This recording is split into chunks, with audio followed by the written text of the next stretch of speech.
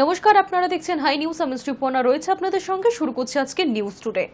2016 সালের গোটা প্যানেলই বাতিল করল শীর্ষ আদালত। বৃহস্পতিবার প্রধান বিচারপতি সঞ্জীব খান্নার কলমের এক আঁচড়েই চাকরি গেল 25,753 জন শিক্ষক শিক্ষিকার।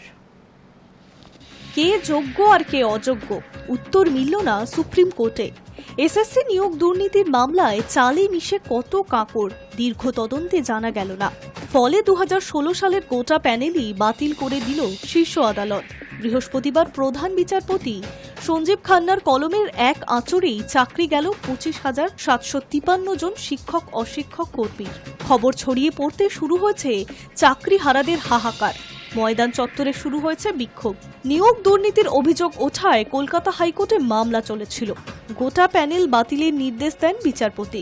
সেই রায়কে চ্যালেঞ্জ করে সুপ্রিম কোর্টে যায় রাজ্য। কিন্তু সুপ্রিম কোর্টেও বাতিল হলো এসএসসির 2016 সালের 26,000-এর প্যানেল। অযোগ্যদের ফেরত দিতে হবে বেতনও। বৃহস্পতিবার শীর্ষ আদালতের প্রধান বিচারপতি সঞ্জীব খান্নার পর্যবেক্ষণ। কলকাতা হাইকোর্টের রায় ঠিকই, গোটা নিয়োগ প্রক্রিয়ায় অস্বচ্ছ, বড় মাপের দুর্নীতি হয়েছে। এ প্রসঙ্গে তিনি বলেন, গোটা নিয়োগ প্রক্রিয়ায় ভুলে ভরা, তাই কলকাতা হাইকোর্টের রায়ে হস্তক্ষেপ করা উচিত নয়। দাগি চাকরিরতদের চাকরি যাওয়াই উচিত। সুপ্রিম কোর্টের শুনানি চলাকালীন স্কুল সার্ভিস কমিশনের অযোগ্যদের নামের একটি তালিকা জমা পড়ে। সেখানে দাগি শিক্ষক অশিক্ষক কর্মীদের সংখ্যা 5,000-এরও বেশি। পরে অবশ্য আরও একটি তালিকা দিয়েছিল এসএসসি, তাতে আরও কিছু নাম জমা দেওয়া হয়। ফলে যোগ্য অযোগ্যদের কিছুটা হলেও আলাদা করা সম্ভব হয়েছে। অর্থাৎ চাল থেকে কিছু কাকড় খুঁজতে পেরেছে শীর্ষ আদালত। ফলে যোগ্যদের চাকরি গেলে বয়সসীমা বাড়িয়ে ফের চাকরি দেওয়ার সুযোগ থাকছে। যারা সরকারের অন্য দপ্তরে চাকরি করতেন, পুরনো চাকরি ফেরত পাওয়ার জন্য 3 মাসের মধ্যে আবেদন জানাতে পারবেন। রাজ্য সরকারের এই আবেদন দ্রুত বিবেচনা করে দেখতে হবে। তবে বিশেষ চাহিদা সম্পন্নদের চাকরি গেলেও বেতন বন্ধ হবে না, বেতন ফেরত দিতে হবে না। পরবর্তী নিয়োগ প্রক্রিয়া সম্পন্ন না হওয়া পর্যন্ত মানবিকতার খাতিরে বেতন পাবেন বিশেষ চাহিদা সম্পন্নরা। অন্যদিকে এসএসসি মামলার ফৌজদারি তদন্ত চলবে আগেরই মতো। দুর্নীতির অভিযোগে 2024 সালের 22 এপ্রিল কলকাতা হাইকোর্টের ডিভিশন বেঞ্চের রায়ে বাতিল হয়েছিল 2016 সালের এসএসসি প্যানেল। মন্ত্রিসভার বিরুদ্ধে সিবিআই তদন্তের নির্দেশও দেওয়া হয়েছিল। কোর্টের কলমের খোঁচায় চাকরি হারিয়েছিলেন 25,753 জন শিক্ষক ও অশিক্ষক কর্মীরা। সেই রায়ের বিরুদ্ধে সুপ্রিম কোর্টে মামলা দায়ের করে রাজ্য সরকার, স্কুল সার্ভিস কমিশন ও মধ্যশিক্ষা পর্ষদ। শীর্ষ আদালতের দফায় দফায় সেই মামলার শুনানি হয়। সুপ্রিম কোর্ট কলকাতা হাইকোর্টের চাকরি বাতিল এবং বেতন ফেরতের রায়ে অন্তর্বর্তী স্থগিতাদেশ দেয়। তারপর থেকেই দফায় দফায় শুনানি চলছিল।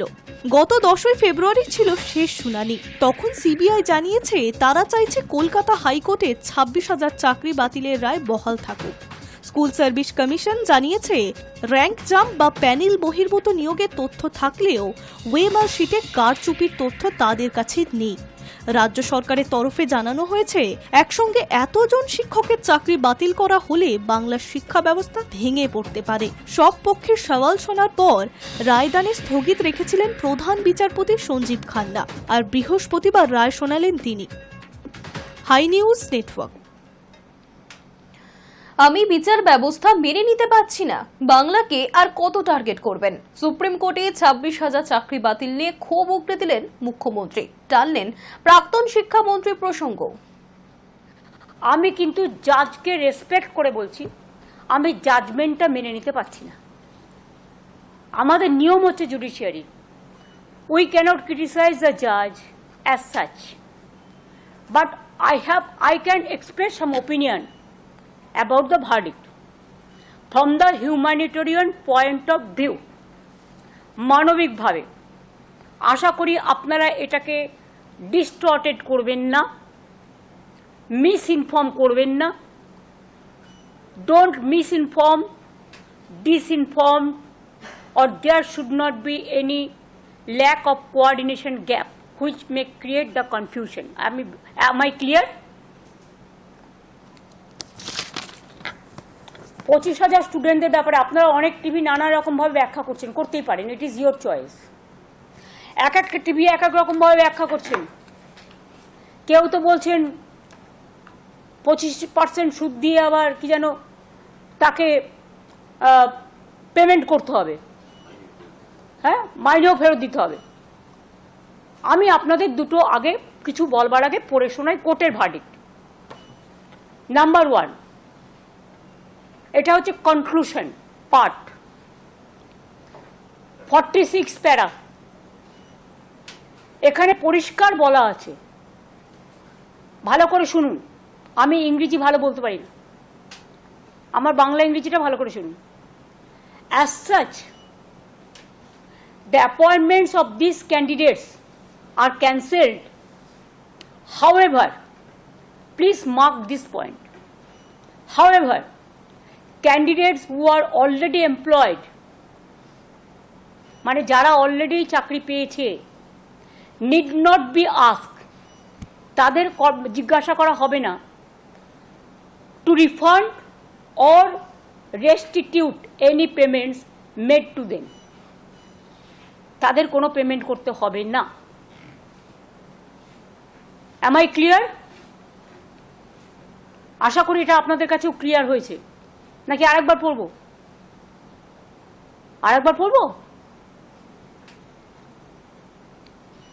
As such, the appointments of these candidates are cancelled. However, এখানে লাইনটা হচ্ছে however, candidates who are already employed need not to be asked to refund or restitute any payments made to them, তাদের কোনো পেমেন্ট করতে হবে না। সুতরাং এটা যারা বলছিলেন তাদের জন্য আমি এটা ক্ল্যারিফাই করলাম from the quoting the judgement. আমি আর একটা জায়গায় জাজমেন্ট কোট করব, কনক্লুশনের লাস্ট প্যারাগ্রাফ 49।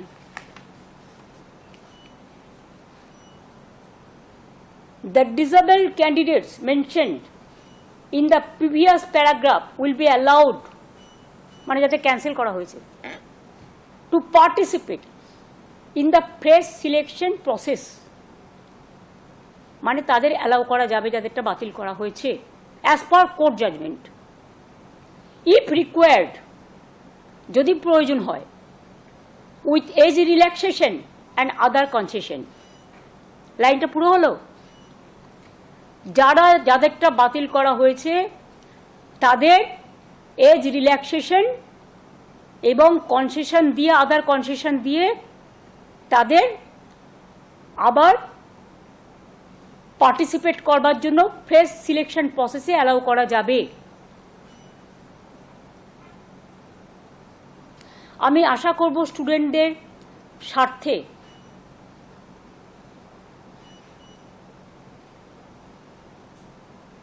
ইভেন আরেকটা কথা, আপনারা যাদের টেন্টেড বলে দিচ্ছেন, আমাদের কাছে তো কোনো ডকুমেন্ট নেই, কারণ আমাদের যদি স্টাডি করতে দিত আমরা নয় খুঁজে বের করতে পারতাম। আত্মরক্ষার জন্যও তো একটা সুযোগ দেওয়া উচিত। এতগুলো টিচারের ভবিষ্যৎ ভুলে যাবেন না, এরা সবাই স্কুলে পড়ায়, স্কুলগুলোর কী হবে? এডুকেশন সিস্টেমটাকে কোলাপস করা কি বিজেপি গভর্নমেন্টের টার্গেট? বাংলাকে আর কত টার্গেট করবে? আমি একটা রাজনৈতিক কথা বলছি এবার, it is not related to court. ভ্যাপামের কেসে কি হয়েছে? মধ্যপ্রদেশের 50-এর ওপর লোককে খুন করা হয়েছে। কি শাস্তি হয়েছে অপরাধীদের? আমাদের এই কেসে তো CBI education, the then education মিনিস্টারকে জেলে রেখে দিয়েছেন আজকে অনেক দিন হয়ে গেল। কই সে নিয়ে তো আমরা একটা কথাও কখনো বলিনি। তো একই অপরাধীর কবার শাস্তি হয়? একই অপরাধে একজন অপরাধী যদি আপনাদের কথায় হয়, তাহলে একজনের অপরাধে কজনের শাস্তি হয়? তর্কের খাতিরে যদি আমি ধরেও নিই, এর মধ্যে 2-4 জন আছে যাদের ওরা টার্গেট করেছে। যদি আমরা ডিটেলস পাই, স্টাডি করে, ইনভেস্টিগেশন করে, নিশ্চয়ই আমরা আমাদের দায়িত্ব দিলে আমরা সেটা করব। আর মনে রাখবেন, school service commission is autonomous body, we never interfere আর উই ডোন্ট ইন্টার। সুপ্রিম কোর্টের নির্দেশে বাতিল এসএসসি 2026 সালে 26,000-এর প্যানেল। তবে মানবিকতার খাতিরে চাকরি রইল নলহাটির ক্যান্সারে আক্রান্ত সোমা দাসের। সুপ্রিম কোর্টের নির্দেশে বাতিল এসএসসির 2016 সালে 26,000-এর প্যানেল। নিমেষে চাকরি হারালেন 25,752 জন শিক্ষক ও অশিক্ষক কর্মী। তবে মানবিকতার খাতিরে চাকরি রইল নলহাটির ক্যান্সার আক্রান্ত সোমা দাসের। শীর্ষ আদালত জানিয়েছে সোমার চাকরি বহাল থাকবে। 2016 সালের এসএসসির প্যানেলের বেআইনি পথে নিয়োগ হয়েছে বলে অভিযোগ ওঠে বেশ কয়েক বছর আগে। টাকার বিনিময়ে চাকরি বিক্রি করা হয়েছে দাবি করা হয়। জল গড়ায় আদালত পর্যন্ত, রাস্তায় নামেন যোগ্য প্রার্থীরা। বছরের পর বছর চলছে মামলা। 2019 সালে কলকাতা প্রেস ক্লাবের সামনে যে চাকরি প্রার্থীরা বেশ কয়েক মাস অনশনে আন্দোলন চালিয়েছিলেন, তাদের মধ্যে অন্যতম ছিলেন বীরভূমের নলহাটির বাসিন্দা সোমা দাস। আন্দোলনের মাঝেই চলছিল তার ক্যান্সারের চিকিৎসা। পরবর্তীতে মানবিকতার খাতিরে তাকে নিয়োগ নির্দেশ দেয় কলকাতা হাইকোর্ট। বর্তমানে নলহাটির 1 নম্বর ব্লকের মথুরা হাই স্কুলের বাংলা শিক্ষিকা হিসেবে কর্মরত তিনি। সোমা চাকরি পেলেও 2016 সালের প্যানেলের চাকরিরতদের ভাগ্য দীর্ঘদিন ঝুলেছিল আদালতে। বৃহস্পতিবার সেই মামলার রায় ঘোষণা করল শীর্ষ আদালত। 2016 সালের 26,000-এর প্যানেল বাতিলের নির্দেশ দেন প্রধান বিচারপতি। 12% সুদসহ টাকা ফেরানোর নির্দেশও দেওয়া হয়, কিন্তু স্পষ্টভাবে জানানো হয়েছে ক্যান্সারে আক্রান্ত সোমা দাসের চাকরি থাকবে। High news network. OTP share না করেও ব্যাংক থেকে গায়েব হচ্ছে লক্ষ লক্ষ টাকা। মাথায় হাত মালদার একাধিক গ্রাহকের।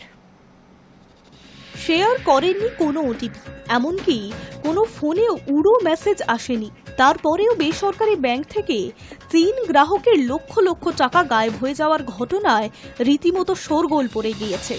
ঘটনাটি ঘটেছে মালদার হরিশ্চন্দ্রপুর 2 নম্বর ব্লকের মালিয়র এলাকার একটি বেসরকারি ব্যাংকে।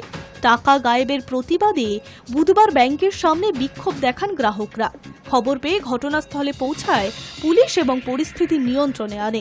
জানা গিয়েছে মালিয়র এলাকার বেসরকারি ব্যাংকের গ্রাহক পূর্ব বেলসুর গ্রামের বাসিন্দা মোহাম্মদ পিয়ারুল ইসলামের 4 লক্ষ, ডুমুরিয়া এলাকার বাসিন্দা ইশাহাক আলীর 1,15,000 ও মালিয়র 1 নম্বর পঞ্চায়েতের প্রধান মোসাম্মেদ সেতারা খাতুনের স্বামী আব্দুর রহমানের 4,48,800 টাকা কয়েক মাস আগেই ব্যাংক থেকে গায়েব হয়ে যায়। তাদের দাবি, এই নিয়ে দীর্ঘদিন ধরে তারা ব্যাংকের ম্যানেজারকে অভিযোগ জানিয়ে আসছেন, কাউকে ওটিপি দেননি তারা। সেক্ষেত্রে কিভাবে এই টাকা গায়েব হলো, এই প্রশ্ন তাদের ভাবাচ্ছে। ব্যাংক ম্যানেজারকে কেউ 2 মাস, কেউ 4 মাস ধরে, কিন্তু কোনো লাভ হয়নি। তার জেরে বুধবার তারা বিক্ষোভ দেখান ব্যাংকের সামনে। খবর পেয়ে হরিশ্চন্দ্রপুর থানার পুলিশ ব্যাংকে যায়। গ্রাহকদের তদন্তের আশ্বাস দিয়ে পরিস্থিতি নিয়ন্ত্রণে আনে। স্থানীয় সূত্রে জানা গিয়েছে, সাইবার থানার অভিযোগের পর 2 গ্রাহককে কিছু টাকা ব্যাংক কর্তৃপক্ষ ফেরত দিলেও পুরো টাকাটা হাতে পাননি, বরং তাদের ব্যাংক অ্যাকাউন্টের লেনদেন আপাতত বন্ধ করে দেওয়া হয়েছে বলে অভিযোগ। High news Network. যাত্রী নিরাপত্তায় বিশেষ পদক্ষেপ মেট্রো রেল কর্তৃপক্ষের। ইস্ট ওয়েস্ট মেট্রোর সমস্ত স্টেশনে বসছে আয়না। বিপুল যাত্রী ওঠানামা সম্পূর্ণ হলো কিনা তা দেখতেই এই পদক্ষেপ। ট্রেন থামার পরে যাত্রীদের নামা ওঠা সম্পূর্ণ হলো কিনা তা দেখার জন্য প্ল্যাটফর্মে চালকের কেবিনের সামনে বিশেষ ধরনের উত্তাল আয়না বসানোর প্রক্রিয়া 5 বছর আগে শুরু হয়েছিল। প্রথমে বসেছিল পার্ক স্ট্রিট স্টেশনে, তারপর একে একে অন্যান্য কয়েকটি স্টেশনে, আর আবারও সেই আয়না বসবে ইস্ট ওয়েস্ট মেট্রোতে। এসপ্ল্যানেড থেকে শিয়ালদা স্টেশন জুড়ে মেট্রো ছোটা শুরু হলে যাত্রী কয়েক গুণ বেড়ে যাবে এই লাইনে। বিশেষত হাওড়া এবং শিয়ালদা স্টেশন থেকে বিপুল যাত্রী ওঠানামা করবেন। এবার তাদের নিরাপত্তার কথা মাথায় রেখেই ইস্ট ওয়েস্ট মেট্রোর সব স্টেশন 2 প্ল্যাটফর্মেই এই আয়না বসানোর সিদ্ধান্ত নেওয়া হয়েছে। এই কাজের জন্য দরপত্র আহ্বান করা হয়েছে। সূত্রের খবর, এই কাজে 17 লক্ষের বেশি টাকা খরচ হবে। জানা গিয়েছে, প্ল্যাটফর্ম ঘেঁষে স্ট্যান্ড বসানোর আয়নায় পুরো ট্রেন দেখা যাবে। গাড়ির নির্দেশের ওপর নির্ভর না করে চালক আয়না দেখে নেবেন। যাত্রীদের নামা ওঠা সম্পূর্ণ হলো কিনা, দরজায় কিছু আটকে থাকলে সেটাও দেখে সিদ্ধান্ত নিতে পারবেন তিনি। যাত্রীদের ওঠা নামার পর যখন মেট্রোর সমস্ত কামরার দরজা বন্ধ হয়ে যায়, তখন চালকের সামনে মনিটরের সিগন্যাল ভেসে ওঠে। তা দেখে মেট্রো চালাতে শুরু করতে পারবেন মেট্রো চালক। আপ ডাউন লাইনের দিকে প্ল্যাটফর্মে যদি আয়না থাকে সেক্ষেত্রে মেট্রোর কেবিনে বসেই আয়নাতে গোটা প্ল্যাটফর্ম দেখতে পাবেন চালক, যেমনটা এখন উত্তর দক্ষিণ মেট্রোতে হয়ে থাকে। মেট্রোর কর্তারা জানাচ্ছেন এই আয়না বসানো ধীরে ধীরে অন্যান্য মেট্রোতেও হবে, কারণ ভিড়ের চাপে অনেক সময় মেট্রোর দরজা বন্ধ হতে চায় না। চালক এবং গার্ডকে দরজা দিয়ে মুখ বাড়িয়ে দেখে তারপর মেট্রো চালাতে হয়। এই আয়না থাকলে মোটরম্যান তাতে দেখে নিতে পারবেন। 2019 সালে পার্ক স্ট্রিটের একটি ভয়াবহ দুর্ঘটনা ঘটে। সেই স্টেশন থেকেই মেট্রোয় উঠতে গিয়ে কামরার দরজা হাতে আটকে গিয়েছিল কসবার বাসিন্দা সজল কাঞ্জিলালের। সেই অবস্থাতেই মেট্রোটি চালাতে শুরু করেছিলেন চালক। শেষ পর্যন্ত বিপদ বুঝে যখন মেট্রো চালক ব্রেক কষেন, তাতে টানেলের ভিড়ে পড়ে যান বছর 60 ওই প্রৌঢ়া। থার্ড লাইনে বিদ্যুৎ স্পৃষ্ট হয়ে মারা যান তিনি। ঘটনার তদন্তে নেমে কলকাতার সমস্ত মেট্রো স্টেশনের প্ল্যাটফর্মে আয়না বসানোর পরামর্শ দেন খোদ safety commissioner of railway. High news Network. ছেঁড়া জুতো পায়ে ক্রিকেট শুরু, হার্দিকের জীবনের গল্প অনুপ্রাণিত করেছিল 14 বছরের অনিকেতকে। কিছুদিন আগে এক সাক্ষাৎকারে নীতা আম্বানি জানিয়েছিলেন অর্থাভাবে প্রায় 3 বছর ম্যাগি খেয়ে কাটিয়েছিলেন হার্দিক পান্ডিয়া। মুম্বাই ইন্ডিয়ান্সের অধিনায়কের সেই গল্প অনুপ্রাণিত করেছে সানরাইজার্স হায়দ্রাবাদের অনিকেত বর্মাকে। কাকা অমিত বর্মার কাছে মানুষ হয়েছেন অনিকেত। তিনি জানিয়েছেন অনিকেতের কাহিনী। মূলত কাকার কাছে এই ক্রিকেটার হয়েছেন ঝাঁসির বাসিন্দা। 3 বছর বয়সে মাকে হারানোর পর কাকা অমিতই তার জীবনের সবকিছু। এক সাক্ষাৎকারে অমিত বলেছেন, অনিকেতের বয়স যখন 14 বছর তখন ওকে একটা ক্রিকেট একাডেমিতে ভর্তি করে দিয়েছিলাম। পরিশ্রম করে ক্লান্ত হয়ে পড়তো, খুব খিদেও পেত ওর। সে সময় সংবাদপত্রের প্রতিবেদন থেকে দিনের পর দিন হার্দিকের ম্যাগি খেয়ে থাকার বিষয়টা জানতে পেরেছিলাম। তখন অনিকেতকে গল্পটা বলেছিলাম, ও খুব অনুপ্রাণিত হয়েছিল। তারপর থেকে ওর মধ্যে একটা বাড়তি উদ্যম দেখতাম। বড় খেলোয়াড় হওয়ার ইচ্ছা তৈরি হয় অনিকেতের মধ্যে। ক্রিকেটের জন্য প্রচুর পরিশ্রম করতে শুরু করে।